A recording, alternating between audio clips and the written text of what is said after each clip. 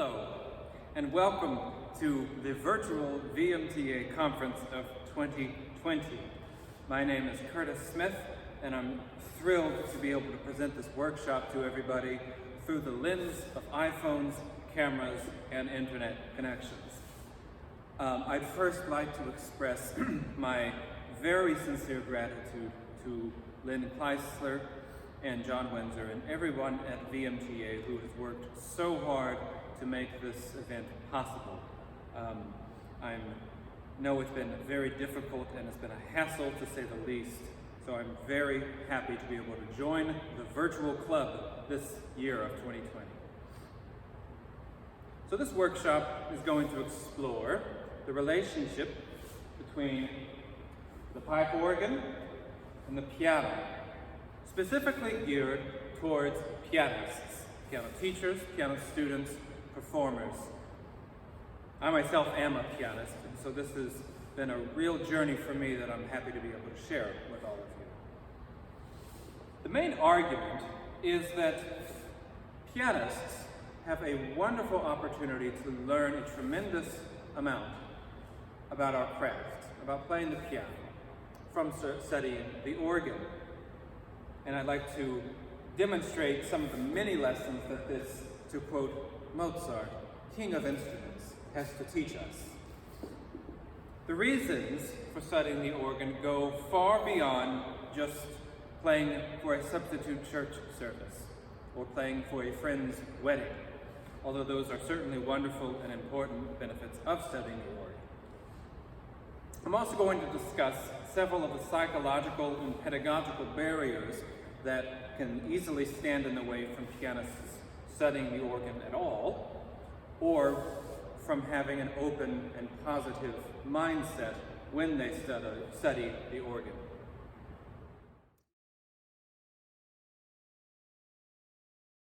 First, some backup from some musicians far more famous than me. In a letter of 1825, Ludwig van Beethoven writes to an organist in Germany, I too played the organ frequently in my youth, but my nerves could not withstand the power of this gigantic instrument. I should place an organist who is a master of his instrument at the very head of all virtuosi. End quote. Wolfgang Amadeus Mozart, of course, famously exclaimed that the organ to him will always be the king of instruments. Obviously, Johann Sebastian Bach was, in his time, best known not as a composer and teacher, but as a virtuoso organist. César Franck, equally adept as a concert pianist and organist, Camille Sasson, Nadia Boulanger as a teacher, Leopold Stokowski, the great 20th century conductor, preferred the organ above all instruments, as he said, that it most closely resembled the orchestra. Liszt also was a competent organist and owned an organ, an interesting little organ, at his home in Weimar, and composed two pillars of the organ repertoire. Frédéric Chopin also was a competent organist and played the organ in his youth in Poland. I was thrilled, as I was preparing this workshop, to find published in the Piano magazine an excerpt from Alan Walker's biography of Chopin. I encourage you all to not only read this excerpt, but also read his biography. It's wonderful. Very first page of this article, it has a wonderful discussion of Chopin's organ study and its influence on his piano writing. Just a little excerpt from that. In fact, Chopin's fingerings repay study. It is not always remembered that he, Chopin, took organ lessons in his youth and that he was competent enough to play for the Sunday services at the Church of the Nuns of the Visitation in Warsaw. This experience left its mark on his piano playing, and especially on his choice of fingerings, which his biographer Friedrich Nietzsche described as revolutionary. So there has to be something to it. There has to be something worthwhile about studying the organ, far beyond playing Sunday hymns.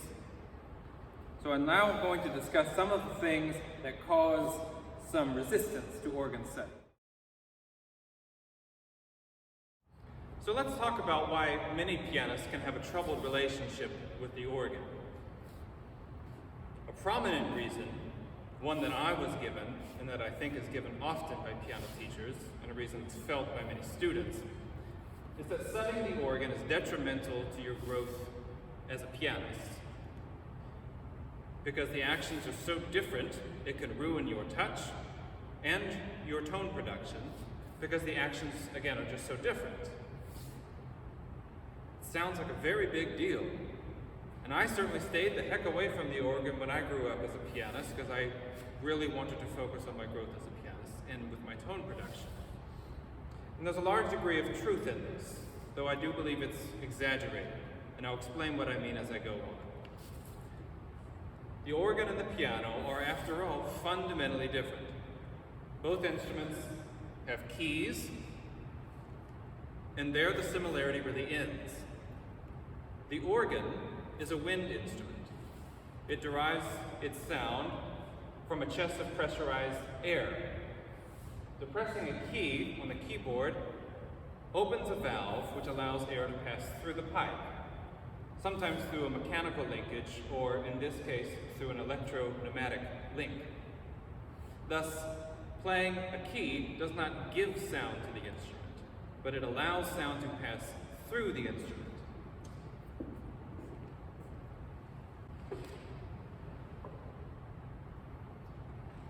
This is why, with no stops engaged, I'm working as hard as I might to play forte on the piano, but absolutely nothing is happening. The only difference between this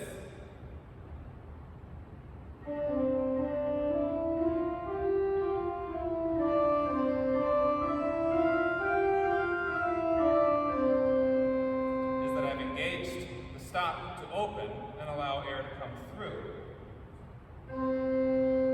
There's no physical exertion whatsoever as I hold the key. I'm just keeping the valve open, and the rest of the instrument is doing the work for me.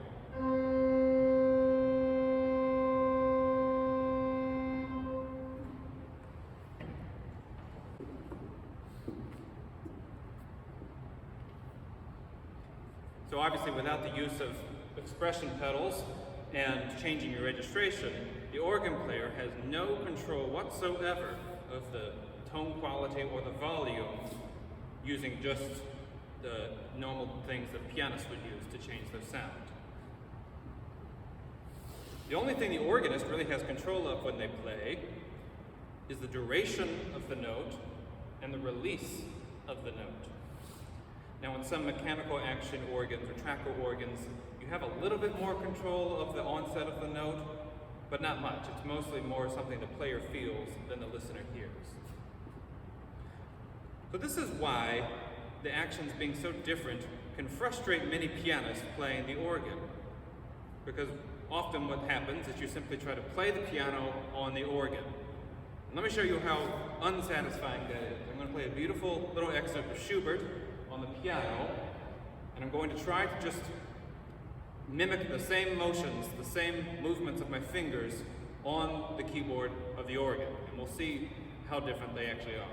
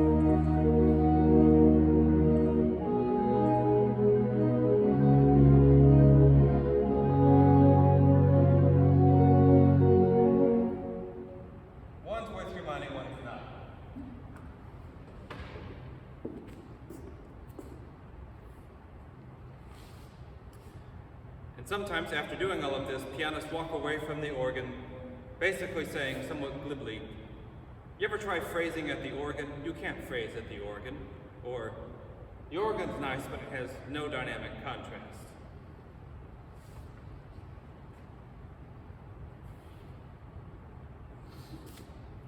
Now the piano key specifically, is something totally different. The key is not just a button, but a lever which strikes a string. This lever, the key, can strike the string at a different speed, and therein lies the real art of piano playing. So through this fundamental difference, this use of the key itself to play the instrument, a pianist has control over both the quality and volume of the sound. Again, really just through the speed of the hammer. Pianist also uses the dampers, either through the mechanism of the key itself, or through the damper pedal, to control the duration and blending of the sound. So let's just make a note here. It can be said that there's 3 parts of a note. There's the onset of the note, the way the note appears out of a rest. There's the duration of the note as it's being played. And then there's the release of the note. So it can be said that a pianist controls the attack of the note, the onset of the note, and the duration of the note, but has less control or interest really in the release of the note because the note is dying away anyway. The organist, however, emphasizes the latter 2 parts of the note. They emphasize the duration of the note and the release of the note, but with less interest in the articulation of the note. Again, these are just generalizations. So my argument is, I think it's very beneficial for pianists and organists, anyone who plays an instrument, to experience all 3 parts of the note: the onset, the duration of the note, and the release of the note in studying both instruments. Piano students, in addition to developing dexterity and learning their keyboard patterns, are also developing something much more important, and that is their tone production. Using various speeds of attack, distance of the finger from the key, weight, articulation, to color the quality of their sound. Now this is the most elusive and important part of learning the piano, not shared by any other keyboard player. And I think it's here that many piano teachers are correct in fearing a complication. However, I think that perhaps in developmental stages, meaning the student is still really just learning their way around the keyboard and how to use their body, I think it's a bad idea to study the organ too soon. However, I think that once a piano student is able to intellectualize what they do at the piano, to understand how and why they use a specific technique to produce a specific sound, I argue that they are fully capable of switching gears. I think we do this anyway. Pianists do this anyway. Can you imagine, for instance, if you were forbidden from studying the music of Claude Debussy just for fear of ruining your non-legato touch, for instance, in the music of Bach? I mean, just listen to how many varieties of tone production a piano and a pianist is always working for.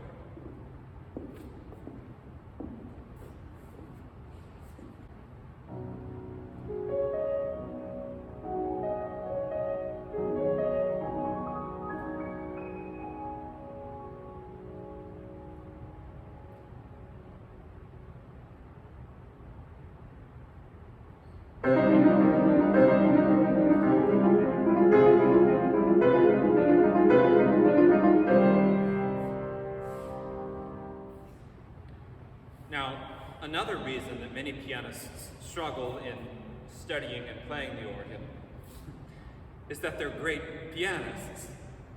It's very frustrating to sit down at an organ console after practicing transcendental etudes, Hungarian rhapsodies, Chopin etudes, and then not be able to play a simple 5-note scale on this instrument. It would almost be easier for a pianist, an advanced pianist, to learn a completely unrelated instrument, like the flute, the violin, where there's really no carryover at all. At the organ, a skilled pianist feels that they are 2/3 virtuoso, 1/3 5-year-old beginner. You're already developed high standards at the piano. Those standards are going to be asked to be much more forgiving when beginning to play the organ, especially if you dare to explore the pedal board. Now, this is usually kind of antithetical for pianists, because we are built, perhaps more than anybody else, on repetition, compulsive repetition, mastering everything we do. And now all of a sudden, we have to admit that we really don't know what we're doing in a certain way. Another thing that can keep people from the organ, and this happened to me, is when playing the organ and starting to get to know the instrument, a feeling arises of infidelity. One is spending too much time with some other keyboard instrument, and our piano will soon become jealous and take its revenge on us. That really is what I felt when I started playing the organ.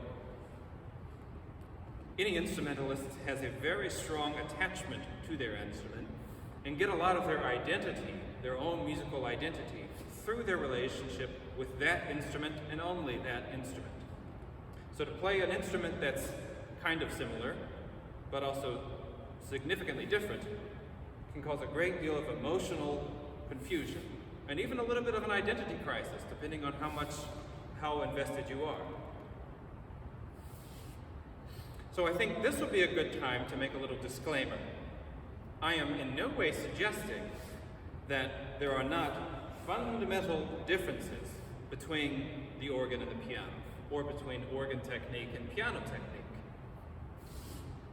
I'm not saying that playing the organ is just like playing a piano, and I'm not saying that playing the piano is just like playing an organ. As I demonstrated earlier, if one tries to play the piano on the organ, meaning moving at the organ the way one would at the piano, nothing musical will happen, and vice versa. If you try to play if you try to play the organ on the piano, you'll have virtually no tone production and no dynamic contrast in your playing. However, what I am saying is that one can take elements from the organ and transcribe them, so to speak, to the piano. When you have a secure piano technique and a strong musical imagination.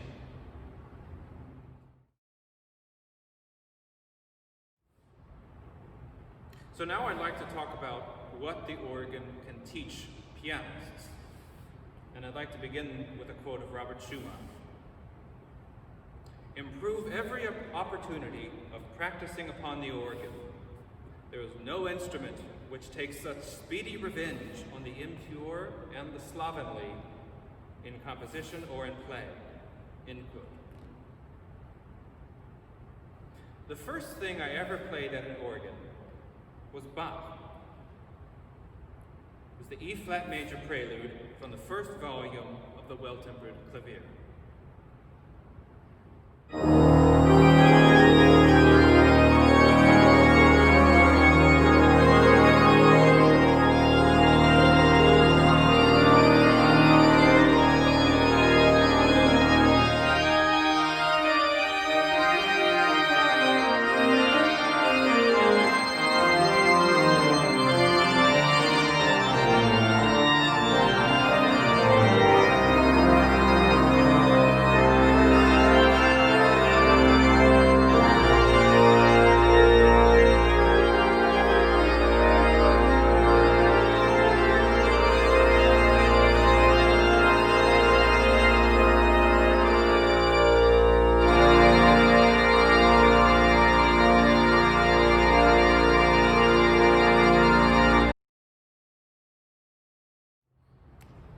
So after hearing this just once, I have always been hesitant to play that piece and many other pieces from the volume on the piano. Needless to say, there is much to be learned about Baroque music, especially that of J.S. Bach, from playing the organ. Take, for example, the first prelude, the very well-known C major prelude from the first volume of the Clavier, Well-Tempered Clavier.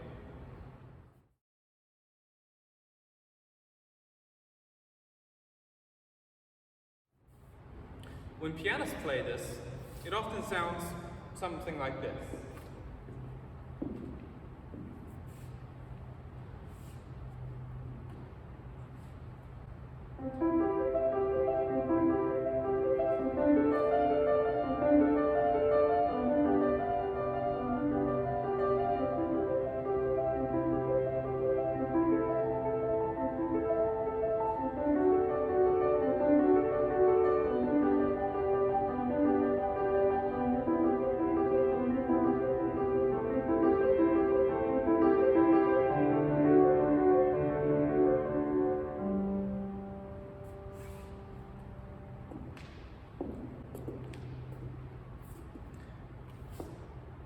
When you really look at the score, though, Bach clearly does not write this piece as an arpeggio that repeats.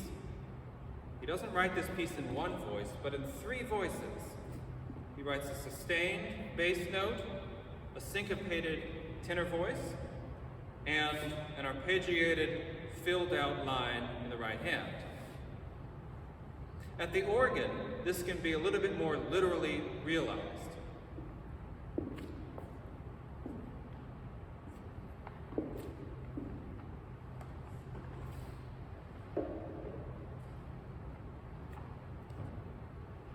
So here, I'll play what the piano sees as the left hand, the bass note, with a pedal.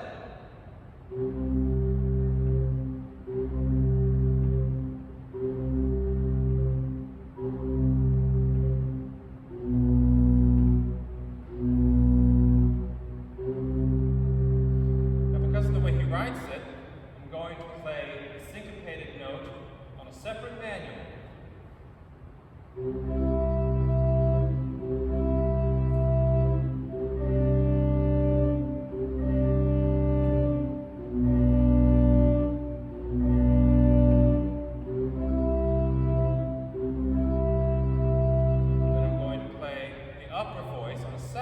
Softer manual.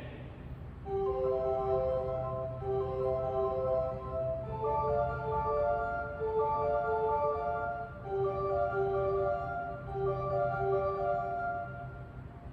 will sound something like this.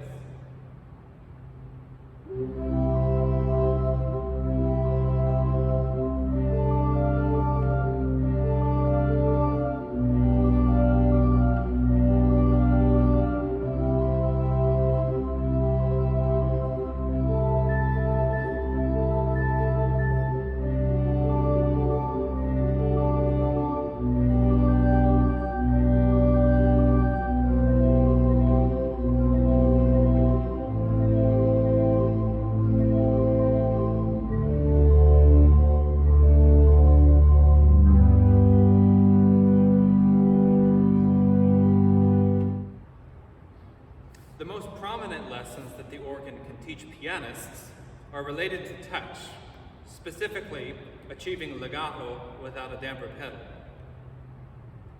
An eternal quip of piano teachers is using the damper pedal to achieve the legato when the fingers can achieve virtually the same effect.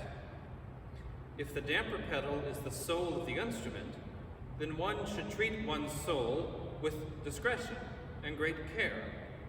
But you can't treat it with great care if your fingering relies so much on the pedal that the pedal is just a clutch. So, to illustrate this, let's look at the beautiful opening of The Poet Speaks, or Der Dichter spricht, from Robert Schumann's Scenes from a Childhood.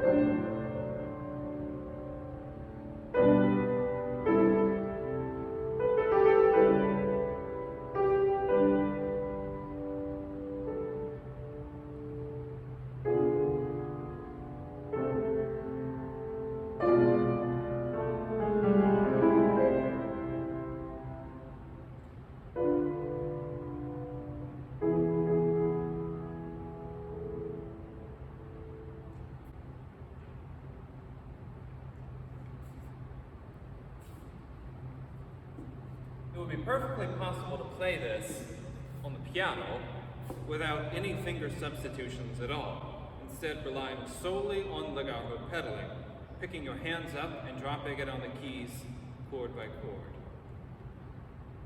Now, a little ludicrous, but I'm going to demonstrate the same thing playing that way on the organ. Let's see how we fare.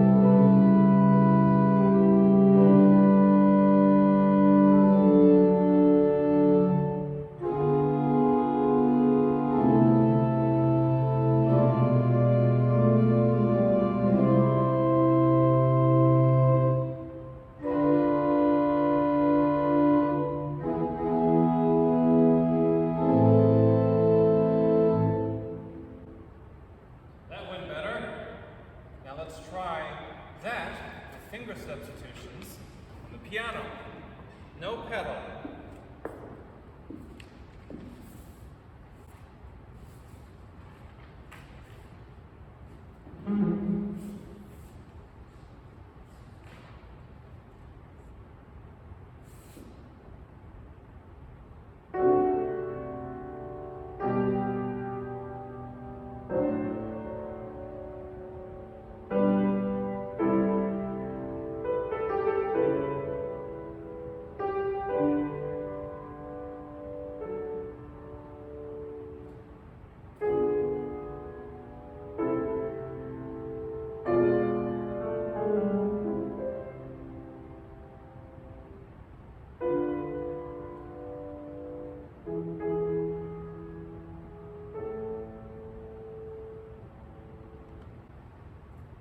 Now, if you're like me, sometimes you're surprised at how much you can actually do without the pedal.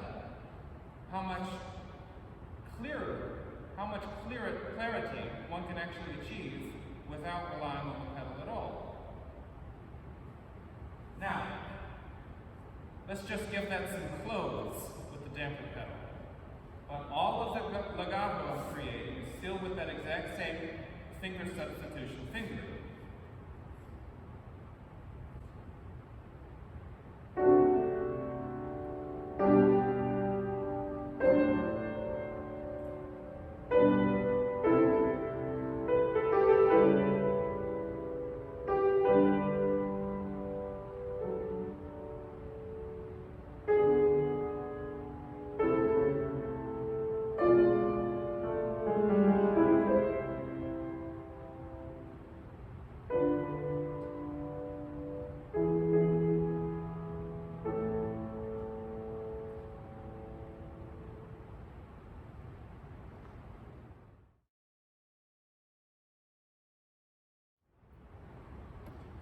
Another very important area that the organ helps all musicians and pianists is that of part writing.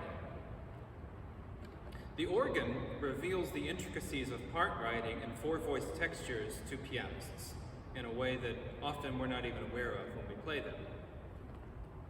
For pianists, there's nothing terribly difficult about four-part textures, with two voices in the left hand, two in the right, or perhaps one voice in the left and three voices in the right, and of course the pedal. One can simply execute a four-voice texture as a chord progression, relying on the damper pedal between chords. This can kind of desensitize us to each inner voice's line in a way that doesn't really happen at the organ. As I said, at the organ, this is rarely enough to have two voices in the right, two in the left. To achieve a real musical four-part texture, one at the organ very rarely plays it on the same manual. Perhaps you might have three voices on one manual and the bass note with the foot, or maybe another manual. Or perhaps a more complicated but more beautiful way is playing the melody on a solo manual of the organ, playing the alto and tenor voices with the left hand on a softer manual, and playing the bass line on the pedal. This is called, organists call this soloing out often. Now, this all sounds kind of unnecessarily complicated until you hear it. So let's have an example. The Romantic era. This is the middle section of Chopin's Nocturne in G minor, Opus 37, number 1.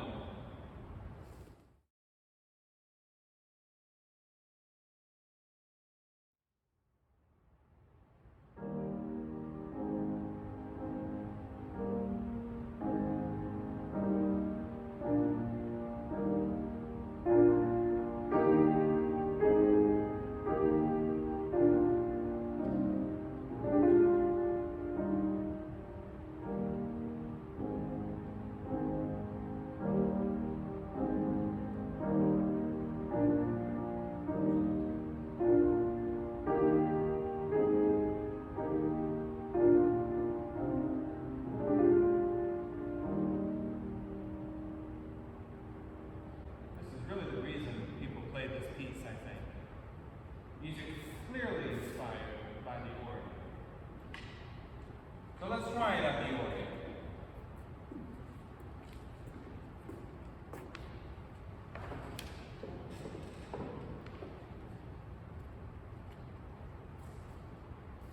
First, I'll be lazy.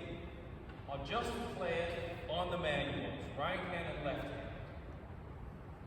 Have a soft registration of flutes and a little bit of a string sound.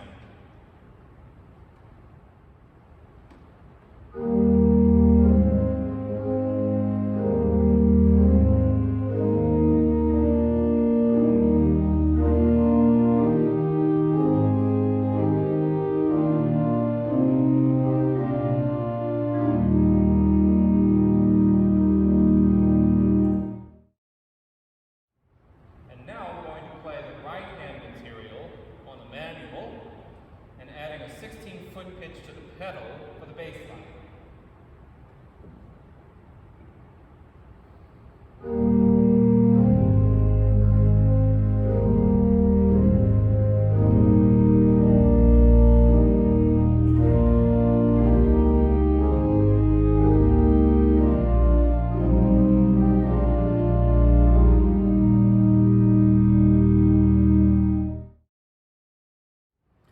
So now I'm going to do it the most difficult way, but the most beautiful way.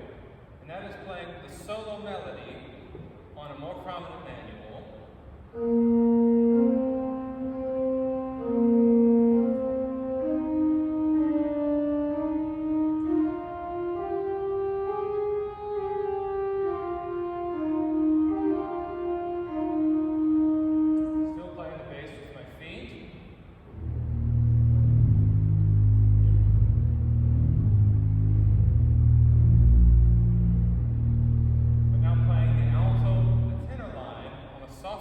Manual with my left hand.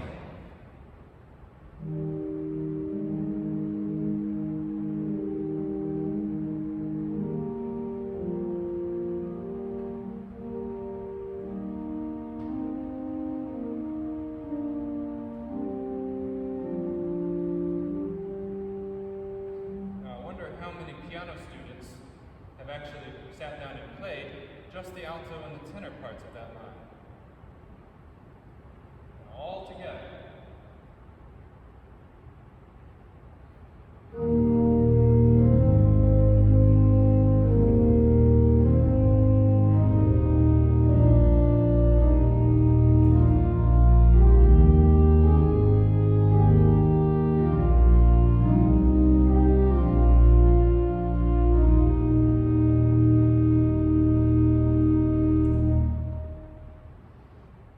Now let's see what we've learned after going through all of that at the organ. Let's play it again at the piano.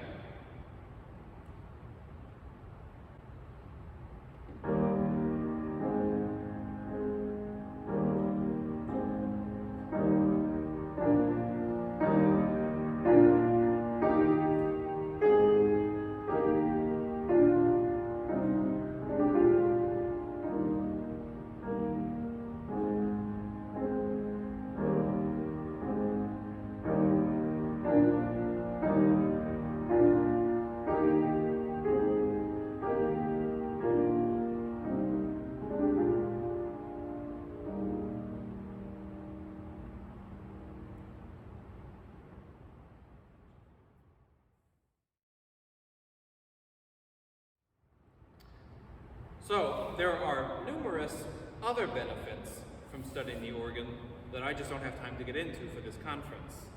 But I want to encourage you to find yourself at an empty church at an organ console. Not to become an organist, but to learn about the organ. Again, just to be very clear, I don't want anyone to walk away from this feeling like I'm trying to convert pianists into organists. Again, I still consider myself a pianist. Rather, I'm promoting the inclusion of organ study into one's pianistic education.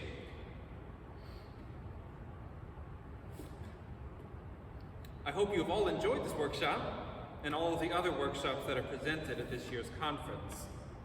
I want to wish everyone watching peace of mind and safety during this time. While I know that this is a time of great anxiety, perhaps economic hardship, and other troubles, I'm also reminded that there has never been a more important time for music and for teaching music. Thank you very much.